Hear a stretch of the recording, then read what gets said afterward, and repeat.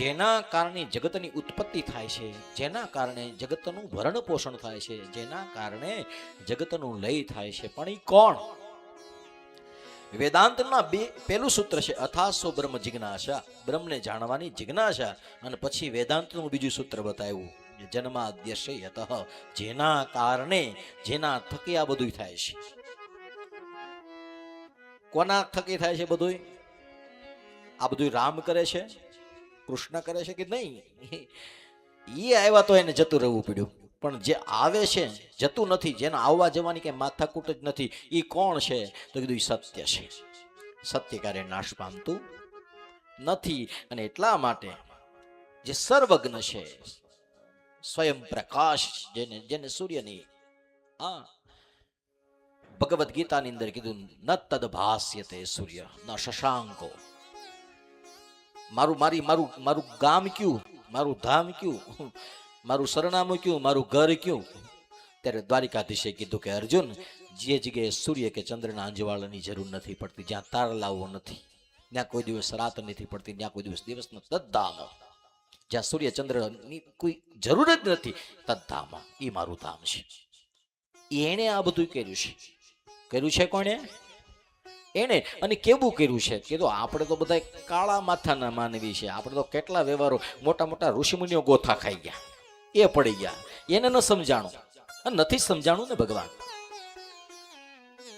સંસારી તો ભૂલ કરે, સાધુ નથી ભૂલ કરતા.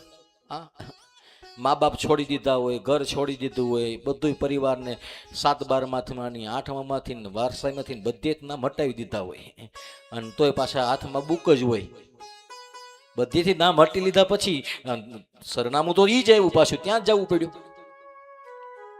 કેમ? કીધું ભગવાનની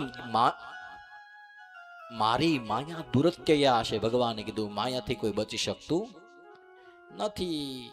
નામ બ્રહ્મચારી બાબા છે, પણ છોકરાઓ 4 છે. નામ ત્યાગી બાપુ છે, પણ 10 તોલા હોનું પહેર્યું છે. કહેવાય છે ત્યાગી બાપુ, પણ સોનાનો પાર નથી. કી લખ્યું છે કોણ? કોનો આશ્રમ છે? કે બ્રહ્મચારી બાપુનું. પણ આ કોના દીકરા વાટા? મારે કે બાપુના છે. કહેવાય છે બધું, અનુસરણમાં નથી. એટલા માટે આ કોણ કરનારું છે? કીધું એ બધી વાતો જ થશે. ભગવાને કીધું મારી માયાને કોઈ પાર પામી શકતું નથી. અરે કોણ? યત સૂરય. માણસ શું? દેવતા. સૂરય એટલે દેવતાઓ. દેવતાઓ પણ મને જાણી શક્યા નથી, મને ઓળખી શક્યા નથી, મને પારખી શક્યા નથી. એક પંચ મહાભૂતનો કટકો મારા તમારા શરીરમાં શું છે? સાચું કહેજો. હાડકાઓ, ચામડાઓ, રુધિર, માંસ, પરુ, વાળ, નખ, આંખ, કાન, જીભ. પણ કોઈ દી ઓળખી શક્યા? પર સાચી પર કોઈ દિવસ થઈ તમારા ધણીને ઓળખી શક્યા તમે? કોઈ પતિ પોતાની પત્નીને આખી જિંદગી સાથે રહેતો એને પૂરી રીતે ઓળખી શકતો નથી. એક વખત તો એમ કહે જ કે આ નવું આવ્યું, આવી તો મેં તને નહોતી જાણી, કે આવો તો મેં તને નહોતો જાણ્યો. આટલા બધા સહવાસ હોવા છતાં પણ આપણે એકબીજાને જાણી શકતા નથી. કેમ?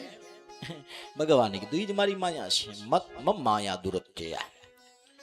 એ પૃથ્વી, જળ, તેજ, વાયુ, આકાશથી પંચ મહતત્વથી જેને આ સૃષ્ટિ, ત્રિગુણમય સૃષ્ટિ, અને મિથ્યા છે, પાછી છે નહીં, ખાલી ભાષે છે.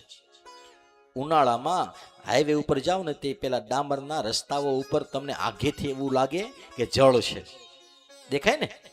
એના વેવ્સ એટલા બધા પાવરફુલ હોય કે તમારી ગાડીનો કલર તેમાં દેખાય. તમારી ગાડી જતી હોય સામેથી, કોઈની ગાડી આવતી હોય, તો એ ગાડીનો કલર પેલા એના જે વેવ્સ પડતા હોય, મૃગજળ જેવું લાગતું હોય, એની અંદર દેખાય. પણ હકીકતમાં એ હોય છે નથી. બસ એવું છે.